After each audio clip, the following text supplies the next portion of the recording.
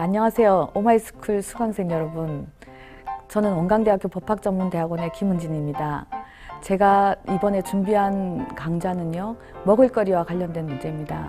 사실 프랑스에 가면 아주 어릴 때부터 아이들의 교육을 한다고 합니다. 그래서 왜 프랑스 사람들은 빵을 먹어야 하는가 라는 교육을 하면서 프랑스에서는 밀농사가 가장 잘 되기 때문입니다 라고 교육을 하는데요, 우리나라에 와서 우리나라 아이들에게 우리는 왜 하루 세끼 밥을 먹습니까? 라고 물어보면 아이들이 불행히도 우리나라에서는 벼농사가 가장 잘 되기 때문입니다 라는 대답을 하는 경우가 거의 없습니다.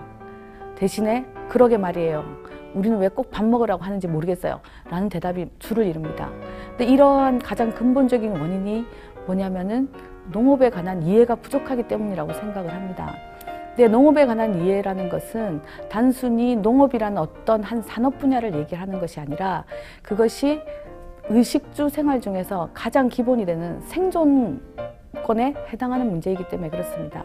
사실 옷은 갈아입을 옷만 있으면 살 수 있고 집은 비바람만 피하면 살 수 있지만 먹는 것은요, 오늘 하루 잘 먹었다고 해서 며칠 동안 굶으면서 살 수는 없습니다.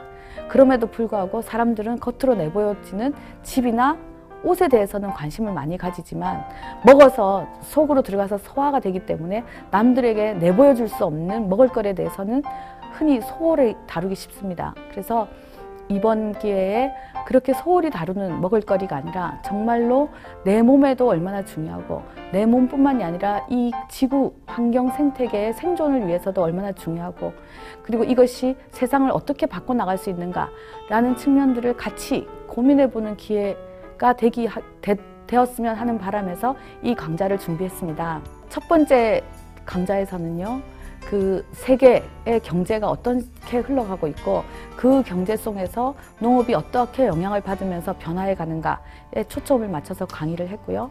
두 번째에서는 그것이 우리나라에서는 어떠한 형상으로 나타나는가에 초점을 맞췄는데, 이 두 가지 강의를 굳이 하는 이유는 이것이 우리나라의 농업에 대한 단순한 변화뿐만이 아니라 우리 밥상의 변화의 근본적인 원인이기도 하고, 그럼에도 불구하고 연결을 지어서 생각하기가 힘든 분야이기 때문에 이런 부분들을 조금 잘 이해하고 넘어가야 밥상의 문제도 훨씬 더 쉽게 이해할 수 있을 거라고 생각을 했기 때문에 준비를 했습니다.